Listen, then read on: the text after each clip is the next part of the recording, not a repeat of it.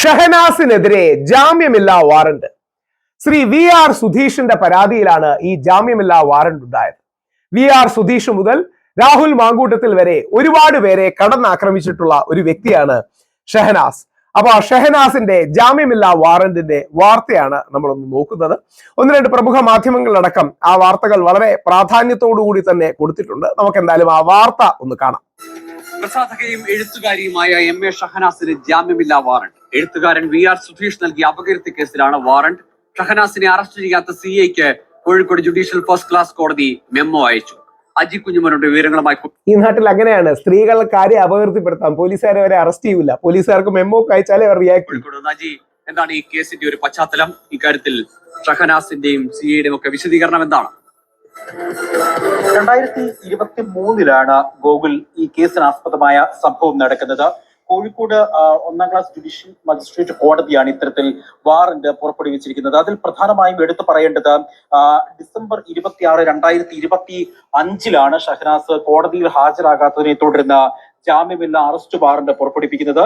2026 ഫെബ്രുവരി മാസം 5-ാം തീയതി, അതായത് ഈ മാസം 5-ാം തീയതി SHOയ്ക്ക് കോടതി മെമ്മോ നൽകുകയാണ്. അതായത് ബേപ്പൂർ SHOയ്ക്കാണ് കോടതി മെമ്മോ നൽകുന്നത്. ഷഹനാസിനെ അറസ്റ്റ് ചെയ്യാത്തതിനെതിരെയാണ് SIക്ക് മെമ്മോ നൽകിയിരിക്കുന്നത്. 2025 ജൂൺ 25 ബെയിലബിൾ, അതായത് 2025 June 28 bailable arrest warrant issue ചെയ്യുന്നു. അന്നും ഷഹനാസ് കോടതിയിൽ ഹാജരായിട്ടില്ല. പിന്നീടാണ് 2025 ഡിസംബർ മാസം 16-ാം തീയതി ജാമ്യമില്ലാ വകുപ്പ് ചുമത്തിക്കൊണ്ട് അറസ്റ്റ്.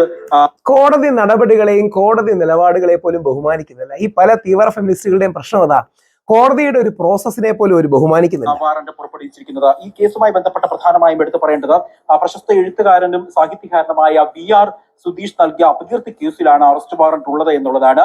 സമൻസ് ലഭിച്ചിട്ടും ഷഹനാസ് തുടർച്ചയായി കോടതിയിൽ ഹാജരായിരുന്നില്ല.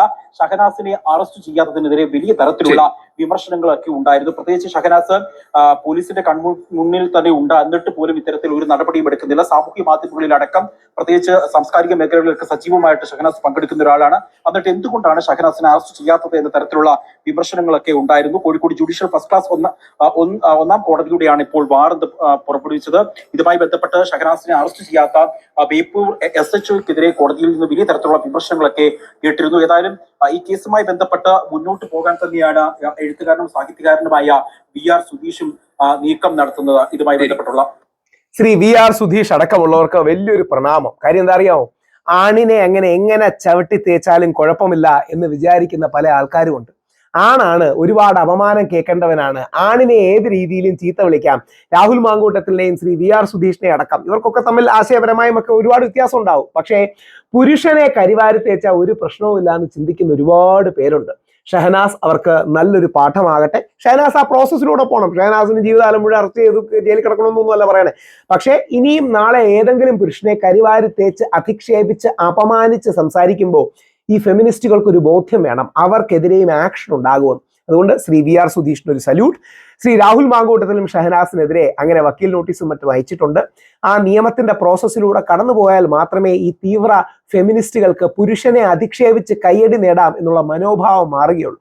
അതുകൊണ്ട് ആ മനോഭാവം മാറാൻ വേണ്ടി ഇത്തരത്തിലുള്ള കേസുകൾ വളരെ ആവശ്യമാണ്. നാളെ ഏതെങ്കിലും സ്ത്രീ പുരുഷനെ അങ്ങനെ അധിക്ഷേപിച്ച് അപമാനിച്ച് കള്ളം പറഞ്ഞ് അവരെ മോശമായി ചിത്രീകരിച്ചാൽ പുരുഷന് പോകാനും ഇവിടെ പോലീസ് സ്റ്റേഷനും കോടതികളും ഉണ്ടെന്ന് അറിയണം. ഈ പോലീസിന്റെ കാര്യം തന്നെ നോക്കിയാൽ മതി, പോലീസ് നടപടി എടുക്കുന്നില്ല. എന്തുകൊണ്ടാ? ഷഹനാസ് മുമ്പിൽ കൂടെ നടക്കുകയാണ്, പക്ഷെ ഒരു ആക്ഷനും എടുക്കുന്നില്ല. അത് സ്ത്രീ ആയതുകൊണ്ടാണ്. സ്ത്രീകൾക്ക് ചില പരിഗണനയും മുൻഗണനയും കൊടുക്കണം, വേണ്ടെന്നൊന്നും ആരും പറയുന്നില്ല. പക്ഷേ പുരുഷനെ അടച്ചാക്ഷേപിക്കുകയും അധിക്ഷേപിക്കുകയും വഴിയിലിട്ട് ചവിട്ടുകയും അല്ലെങ്കിൽ അവരുടെ അഭിമാനം ചവിട്ടി ഇരയ്ക്കുകയും ചെയ്യുന്നവർ തീർച്ചയായും നിയമ നടപടി അർഹിക്കുന്നുണ്ട്. അതുകൊണ്ട് ഷഹനാസ് മറുപടി പറയട്ടെ. മറുപടി പറയുമ്പം ഷഹനാസിന്റെ മറുപടി എന്താണെന്നും കൂടെ നമ്മൾ കൊടുക്കുകയും ചെയ്യും.